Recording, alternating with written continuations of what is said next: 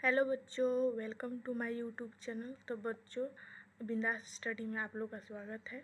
और कल हम लोग यहाँ से पढ़े थे, आज इसका पार्ट 2 है, तो हम लोग यहाँ से स्टार्ट करेंगे। कल किसी कारण से बहुत ज़्यादा आवाज़ आ रही थी, इसके लिए हम यहीं तक कल रोक दिए।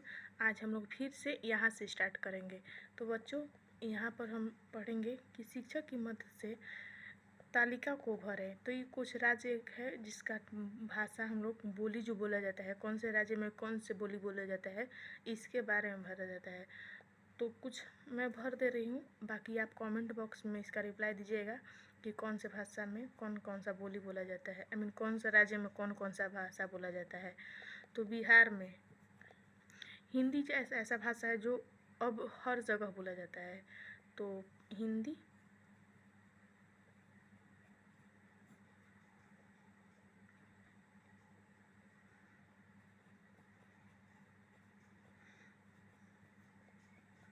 भोजपुरी,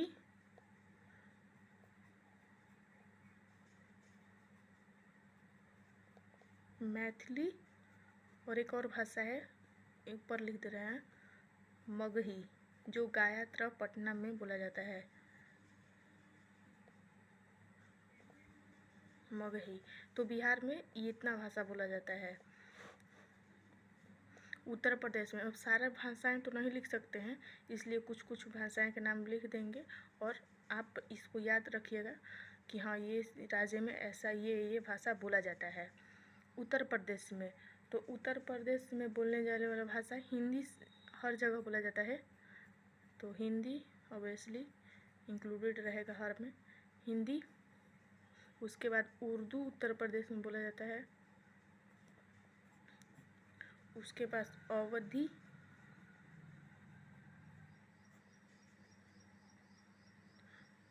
और उसके बाद ब्रज भाषा एक बोला जाता है।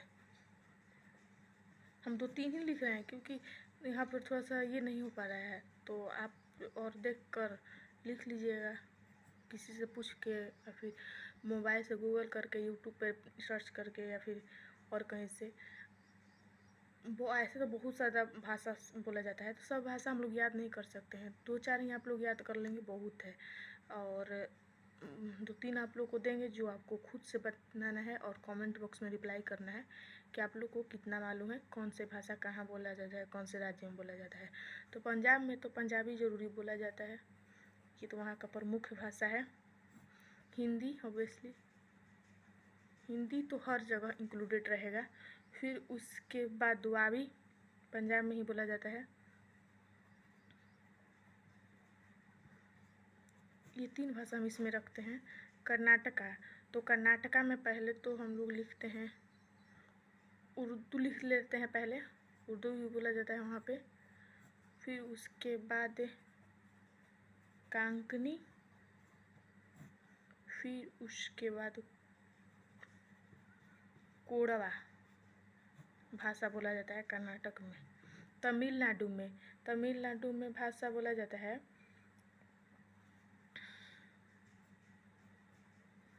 पहले तो एक सेकेंड, हाँ अब ठीक है। तो हम लोग कहाँ थे, तमिलनाडु। तो तमिलनाडु में पहले तो तमिल, फिर उसके बाद तेलुगु, फिर हिंदी तो है ही, मलयालम एक बोला जाता है, सॉरी।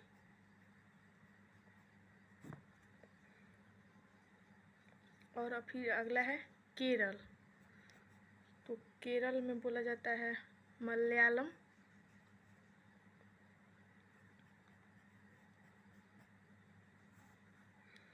फिर उसके बाद तमिल बोला जाता है केरल में भी। फिर उसके बाद अंग्रेजी यहाँ बोला जाता है, इंग्लिश। और फिर एक टुल्लू, टुल्लू एक भाषा है, वो बोला जाता है। और पश्चिम बंगाल में लिख ले रहे हम लोग, तो पश्चिम बंगाल में तो बंगाली बोला ही जाता है। ये प्रमुख भाषा है जो हम बोल रहे हैं कि ये बोला ही जाता है, तो प्रमुख भाषा है हिंदी। फिर उसके बाद बंगाली लिखवा दिए हैं, हाँ बंगाली लिखवा दिए हैं। फिर उसके बाद संथाली भाषा बोला जाता है। और ये कुछ राज्य हैं जिसके बारे में आपको लिखना है कि ये राज्य में कौन कौन सी भाषा बोला जाता है। अब हम लोग इससे आगे चलते हैं। तो आज हम लोग यहाँ से स्टार्ट करेंगे। इसका रिप्लाई आप कमेंट बॉक्स में दीजिएगा। आपको जितना ही पता होगा उतना ही दीजिएगा। ज़रूरी नहीं कि हर राज्य का भाषा इंसान पूरा याद ही रखे, 2-4 ही याद रहता है बहुत होता है।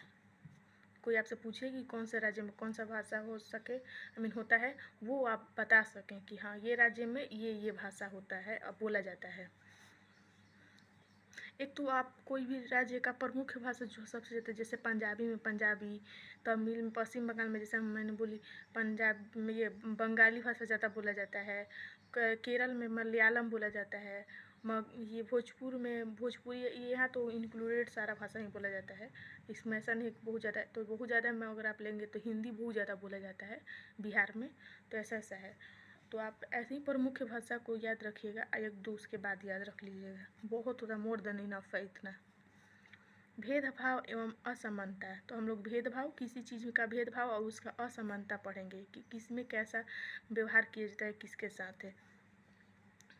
ऊपर हम विविधता के बारे में पढ़ चुके हैं। हमने यहाँ भी देखा कि विविधता हमारे जीवन को समृद्धि बनाती है, परंतु समाज के कुछ ऐसी घटनाएं भी होती हैं जिससे हमें दुख होता है, क्योंकि कुछ लोग अपने विचारों को ही श्रेष्ठ समझते हैं। बिल्कुल ऐसे लोग होते हैं जो अपने विचार को बहुत ज़्यादा महान समझते हैं, बहुत उनको मतलब श्रेष्ठ समझते हैं कि मेरा विचार बहुत ज़्यादा श्रेष्ठ है, सबसे बड़ा है, सबसे ये उचित है, हम गलत बोल ही नहीं सकते हैं। एवं दूसरों को हीन दृष्टि से देखते हैं। बिल्कुल ऐसी बात है, बहुत ज़्यादा ऐसे लोग हैं जो दूसरों को अपने से हीन की तरह देखते हैं, मतलब उसको नीचा समझते हैं। इसका यहाँ पर कहने का मतलब ये है। समाज में व्यापक अशिक्षा, अविश्वास, अंधविश्वास, गरीबी, स्वार्थ इत्यादि के कारण भेदभाव एवं असमानता देखने को मिलता है। यह भेदभाव अमीर, गरीब, पढ़े लिखे एवं अनपढ़, सवर्णों एवं दलितों, महिलाओं और पुरुषों का हो सकता है। ऐसा नहीं है कि भेदभाव करने के लिए कोई बहुत बड़े लोग आते हैं, मतलब जो इस दुनिया का नहीं है, इंसान ही रहते हैं जो ये भेदभाव को बनाए हैं और भेदभाव करते हैं एक दूसरे में। नीच जाति में, अमीर में, गरीब में, सब में भेदभाव इसी धरती के लोग करते हैं। बहुत दूर के लोग नहीं आते हैं कि मंगल ग्रह वहाँ से आ रहे हैं, बुध से आ रहे हैं, ऐसा कुछ वहाँ इंसान नहीं रह रहे हैं कि वहाँ से लोग आ रहे हैं। इसी धरती के लोग जो हैं, जो मन भेद या फिर एक होता है अनटचेबिलिटी, छुआछूत, तो ये सब का बीमारी फैला रखते हैं। तो यही सब है इसमें, यहाँ पर यही बोल रहा है। समजीवन, यहाँ देखिए कुछ पॉइंट थोड़ा सा ये हो गया है, तो थोड़ा आप ध्यान से सुनिएगा, हम बोलेंगे। समजीवन की कहानी, कोई समजीवन का ये कहानी है, उसके बारे में है। नहीं, एक सेकेंड, यहाँ देखिए, यहाँ पर इरेज होने के कारण सम दिख रहा है, यहाँ राम जीवन लिखा है, तो यहाँ पर ऑब्वियसली राम जीवन ही होगा। राम जीवन सुपौल जिला के सुखपुर गांव का एक प्रतिष्ठित व्यक्ति है। विवाह के 10 वर्ष के पश्चात उसके घर में एक लड़की का जन्म हुआ। जो राम जीवन है वो एक मतलब प्रतिष्ठित, मतलब बहुत व्यवहारिक इंसान है। उनको बहुत ज़्यादा लोग जानते हैं कि बहुत वैल्यूबल हैं, मतलब बहुत ज़्यादा उनको लोग सम्मान करते हैं। वैसे इंसान है जो समाज में उठने बैठने में बहुत बड़ा इंसान माना जाए अपने आप में, तो वैसे इंसान को प्रतिष्ठित इंसान कहते हैं। तो वो उनके विवाह के 10 वर्ष पश्चात, विवाह के 10 वर्ष बाद उनके घर में एक लड़की का जन्म होता है, कन्या का जन्म होता है। राम जीवन की चाह तो बेटे की थी, पर बेटी पाकर भी संतुष्ट थे। बेटे की चाह में 1 वर्ष बाद ही पुनः बेटी ही होती है, मतलब वो बेटे का पहले से ही चाह रख रहे थे, लेकिन उसके बाद ही फिर बेटी ही हो जाती हैं। जो राम जीवन थे उनके बारे में कहानी दिया है। 2 बेटियां होने के कारण काफ़ी चिंतित रहने लगे। बेटे की चाहत में वह मंदिरों मस्जिद में हाथ जोड़ने और मन्नत मांगने लगा। देखिए यहाँ बात बन जा रहा है, यहाँ पर जो जो बात है कहने का मतलब इन लोगों को समझाने का मतलब है वो यहाँ पर अलग ही है कि बेटी यहाँ के बेटी के बारे में दिया है कि बेटी के लोग कितना मतलब अपने को ये लगा रहे हैं कि बेटी नहीं होती तो ठीक रहता, बेटा रहता तो ठीक होता। लेकिन आपके डेट में बेटी बेटा में क्या ही फ़र्क है, कुछ नहीं फ़र्क है। अगर बेटी को ही पढ़ाओ ना तो बेटी ही बहुत कुछ कर देती है, और बेटा को पढ़ाओ तो ऐसे बहुत सारे ऑप्शन हैं, बेटे हैं जो माँ बाप को नहीं समझते हैं। तो इंसान का अपना अपना सोच हो जाता है।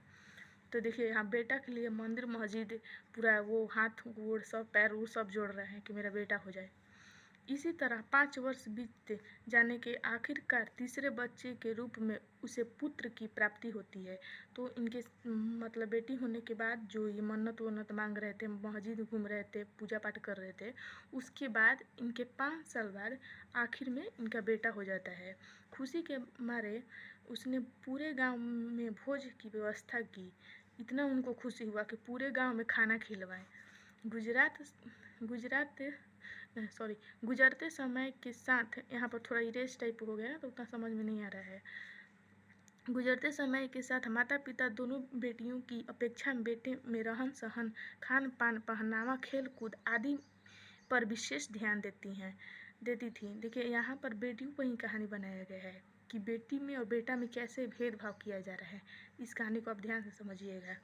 तो वक्त जैसे गुजरते रह गया वैसे ही उन लोग का व्यवहार अपने बेटा बेटी के प्रति चेंज हो गया। जैसे कि बेटा को खूब खाना पीना, उनका कपड़ा पहनना, खेल कूद का सामान देना, उन लोग को ज़्यादा वो ध्यान देती थी, बेटियां पर नहीं वो लोग देते थे। जबकि बेटियों से घर का सारा काम जैसे भोजन, चौका बर्तन, झाड़ू पोछा आदि काम करवाया जाता था। बेटियां इन कामों के अलावा पढ़ाई में खुद से ध्यान देती थी। मतलब बेटियों से खाली ये काम करवाते थे, सिर्फ ये बेटी से बोलते थे मतलब कि काम करवाना, ये करना, बेटी को पढ़ने नहीं देते थे। लेकिन बेटियां जो थी वो खुद से पढ़ती थी। वही बेटे के लिए स्कूली शिक्षा अच्छे विद्यालय में होती थी और साथ में ही उसे घर पर शिक्षक आकर पढ़ाया करते थे। जो बेटा था उसको अच्छा स्कूल भी दिया गया, उसके घर पर शिक्षा भी, टीचर भी पढ़ाने आता था, जबकि बेटी का ऐसा साधन नहीं था। परंतु वो पढ़ाई के बदले खेल कूद, लड़ाई झगड़ा किया करता था। देखिए यहीं पर समझ में आ रहा है कि कितना वो समझदार आगे निकलेगा। तो वो पढ़ाई में उसका मन नहीं लगता था, वो खेल कूद लड़ाई झगड़ा करने में उसका ज़्यादा मन लगता था। इस तरह हमने देखा कि राम जीवन बेटियों की अपेक्षा बेटा का ज़्यादा महत्व देता था। वह बेटा एवं बेटी में भेदभाव करता था जो लैंगिक असमानता को दर्शाता है। बिल्कुल यहाँ पर लैंगिक असमानता को दर्शाता ही है कि कैसे लोग समाज में बेटी और बेटा में भेदभाव करते हैं। ऐसे लोग अपनी अज्ञानता एवं संकुचित मानसिकता के कारण समाज में होने वाले परिवर्तन को नज़रअंदाज करते हैं। इतिहास साझी है कि लड़कियों ने धरती से लेकर आकाश तक अपनी कामयाबी के परचम लहराए हैं। बिल्कुल बात है, यहाँ लड़कियाँ जो होती हैं तो बिल्कुल यहाँ सही बात बोल रहा है कि जो बेटियाँ जो हैं वो धरती आकाश में अपना कामयाबी का परचम लहराए हैं। ऐसा होता ही है। जो बेटियाँ बहुत ज़्यादा मतलब अपने आप में स्ट्रगल करती हैं, बहुत ज़्यादा संघर्ष करती हैं, जिसके अनुसार उनको जितना वो साधन नहीं दिया जाता है, मतलब उनके फैमिली जितने अपने बेटी पर ध्यान देते हैं। आज के डेट में बहुत कम हो गया है, लेकिन बहुत ज़्यादा ऐसा जगह है जो मतलब बेटियों को मतलब उतना ये नहीं किया जाता है, लेकिन बेटों को बहुत ज़्यादा वैल्यूबल ये किया जाता है कि बेटा बहुत है, बेटी कुछ नहीं है। तो ऐसा है, लेकिन बेटियां जितना वो करती हैं उतना बेटे नहीं कर पाते हैं। क्या आपको लगता है कि लड़कियों के साथ भेदभाव होना चाहिए? इस प्रश्न का उत्तर आपको मेरे कमेंट बॉक्स में रिप्लाई करना है, या फिर आप लिख कर, और हम एक टेलीग्राम वहाँ लिंक ऐड कर दे रहे हैं, आप वहाँ पर आप भेज सकते हैं कि आपका सोच क्या है लड़कियों को लेकर। ऊपर की कहानी हमें लैंगिक भेदभाव को दर्शाती है, परंतु समाज में न सिर्फ लैंगिक भेदभाव की बल्कि निःशक्तों एवं सामान्य सवर्णों एवं दलितों के साथ साथ अमीर और गरीब के बीच अंतर की घटनाएं भी हमें देखने को मिलती है। आपने भारत रत्न डॉक्टर भीमराव अंबेडकर, ये जो हमारे संविधान के पिता हैं, इनको मतलब ये किया गया संविधान के जो हम लोग के पिता हैं डॉक्टर भीमराव अंबेडकर जी का नाम सुना ही होगा। आइए उसके बारे में जानते हैं। यहाँ कुछ लाइनें इरेज हो गई है तो थोड़ा हम यहाँ पर लिख ही दे रहे हैं।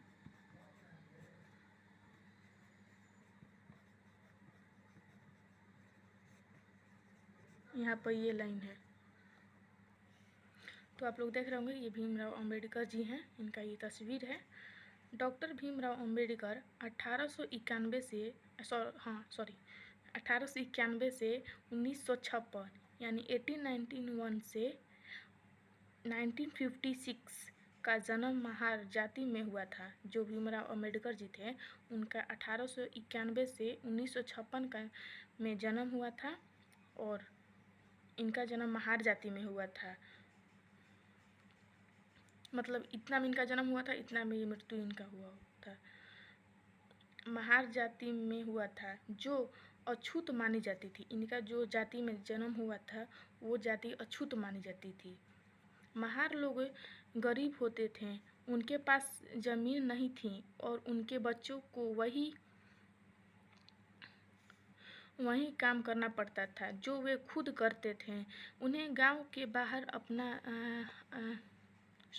गांव के बाहर रहना पड़ता था और गांव के अंदर जाने की इजाज़त नहीं थी। जो महार लोग थे, जो यहाँ पर वो देखिए, यहाँ पर छुआछूत का हो गया, अनटचेबिलिटी, जो बोले थे कि अनटचेबिलिटी जैसा भी कुछ ऐसा हुआ था, तो छुआछूत का बीमारी यहाँ हो गया कि नीच भेदभाव, मतलब जैसे कि जाति में भेदभाव, कि गांव में जो महार जात के थे वो उनको अब गांव के अंदर नहीं जाया जाता, मतलब जाने देने का ये परमिशन नहीं था, इजाज़त नहीं था। डॉक्टर अंबेडकर अपनी जाति के पहले व्यक्ति थे जिन्होंने अपने कॉलेज की पढ़ाई पूरी की और वकील बनने के लिए इंग्लैंड गए। मतलब जो भीमराव अंबेडकर जी थे वो अपने जाति के पहले ऐसे व्यक्ति थे जो कॉलेज की पढ़ाई करने के पूरा होने के बाद वो वकील बनने के लिए इंग्लैंड गए। और वो ही ऐसे व्यक्ति थे जो मतलब कॉलेज में पूरा पढ़ाई किए हैं। उन्होंने दलित वर्गों के लोगों को अपने बच्चों को स्कूल कॉलेज भेजने के लिए प्रोत्साहित किया और अलग अलग तरह की सरकारी नौकरी करने को कहा ताकि वे जाति व्यवस्था से बाहर निकाल पाएं। दलितों के मंदिर में प्रवेश के लिए कई प्रयास किए जा रहे थे। उनका डॉक्टर अंबेडकर ने नेतृत्व किया। उनका मानना था कि दलितों को जाति प्रथा के खिलाफ अवश्य लड़ना चाहिए और ऐसा समाज बनाने के लिए प्रयास करना चाहिए जिसमें सबकी इज्जत हो। लंबे समय तक दलित लोगों की शिक्षा, स्वास्थ्य एवं धार्मिक क्रियाकलापों से वंचित रखा गया। जो भीमराव अंबेडकर जी थे उनके मंदिर में भी इन लोगों को जाने का परमिशन नहीं रहता था। तो जो भीमराव अंबेडकर जी थे वो इस चीज़ को सामना किए और इस सबको प्रोत्साहित करते थे कि नहीं, इस चीज़ को आप अपने हक के लिए लड़ाई लड़ो, कि हम लोग क्यों नहीं मंदिर मस्जिद में जा सकते हैं, क्यों नहीं हम लोग अपना पूजा पाठ कर सकते हैं, क्यों नहीं सबके जैसा हम लोग को अधिकार मिल सकता है। उसके लिए प्रोत्साहित करते थे कि आप लोग उस चीज़ के लिए ये कि आगे रहिए, कि लड़िए, लड़ाई कीजिए, अपने हक का ये कीजिए। यहाँ तक कि उन्हें सार्वजनिक मंदिर में घूमने तक नहीं दिया जाता था। सार्वजनिक मंदिर का मतलब यहाँ है कि जो सबके मतलब वहाँ पे सब लोग जा सकता है पूजा करने के लिए, लेकिन इन लोग को नहीं मतलब नहीं जाने देने का परमिशन था। महात्मा गांधी, डॉक्टर अंबेडकर, ज्योतिबा फुले आदि महापुरुष के महात्मा गांधी जो थे वो ज्योतिबा फुले के स्टूडेंट थे, मतलब कहा जाता है स्टूडेंट कहा जाता थे ही। आदि महापुरुष ने जोर देकर कहा कि यह प्रथा अमानवीय है। न्याय तभी प्राप्त हो सकता है जब सब लोग के साथ बराबरी का व्यवहार हो। इन लोग बोल रहे थे कि सबके साथ मतलब एक समान व्यवहार हो, तभी न्याय हो सकता है, नहीं तो ये अन्याय ही है। स्वतंत्र भारत में एक लोकतांत्रिक समाज की कल्पना की गई है जो संविधान की प्रस्तावना में स्पष्ट दिखाता है। जो समाज की प्रस्तावना, जो संविधान की प्रस्तावना में दर्शाया गया है वो यही शब्द है। हम भारत के लोग भारत को एक संपूर्ण प्रभुत्व संपन्न समाजवादी पथ या निरपक्ष लोकतांत्रिक गणराज्य बनाने के लिए तथा उसके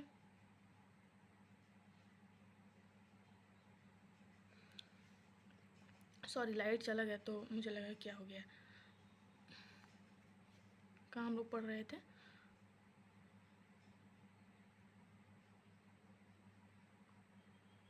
हाँ, यहाँ पे गणराज्य बनाने के लिए तथा उसके समस्त नागरिकों को सामाजिक, आर्थिक और राजनीतिक न्याय, विचार, अभिव्यक्ति, आप लोगों को शायद इसमें दिख रहा होगा क्लियर, अभिव्यक्ति, विश्वास, धर्म और उपासना की स्वतंत्रता, प्रतिष्ठा और अवसर की समता प्राप्त करने के लिए तथा उन सब में व्यक्ति की गरिमा और राष्ट्र की एकता और अखंडता सुनिश्चित करने वाली बंधुता बढ़ाने के लिए दृढ़ संकल्प होकर अपनी इस संविधान सभा में आज तारीख 26 जनवरी 1949, याद रखिएगा 26 जनवरी 1949 ईस्वी को मिति मार्गशीर्ष शुक्ला सप्तमी संवत तो 2006 विक्रमी को एकत्र द्वारा इस संविधान को अंकित अधिनियम और आत्म पीड़ित करते हैं। मतलब 26 जनवरी 1949 के द्वारा ये सारे जो अखंडता है, धर्म है, विश्वास के बारे में बताया गया है, उस चीज़ को इस संविधान में हम लोग अखंडित किया जाता है, मतलब आत्म पीड़ित किया जाता है ये चीज़ को। तो आज के चैप्टर में हम लोग ये इतना पढ़ें कि समाज में कैसा कैसा व्यवहार हो रहा है, किसके प्रति कैसा विचार है, धर्म, जाति, छोट भेद, बच्चा में, लड़का लड़की में भेदभाव, तो इसके बारे में हम लोग पढ़ें। नेक्स्ट चैप्टर में हम लोग फिर मिलेंगे। आज के लिए इतना ही रखते हैं। पढ़ाई करते रहिए। All the very best. अगर हाँ वीडियो पसंद आए तो लाइक, शेयर, सब्सक्राइब करना प्लीज़ ना भूलिएगा, क्योंकि हम आप ही लोग के मतलब आप लोग लाइक, शेयर, सब्सक्राइब करेंगे तो मेरा थोड़ा मोटिवेशन बढ़ने का कि बच्चे मेरे साथ जुड़ रहे हैं, तो और हम उत्साह में पढ़ाने के लिए ये करेंगे। तो इसलिए आप मेरा वीडियो पसंद आए तो प्लीज़ लाइक शेयर सब्सक्राइब करें और मिलेंगे नेक्स्ट वीडियो में। तब तक के लिए पढ़ाई करते रहें। All the very best. Bye.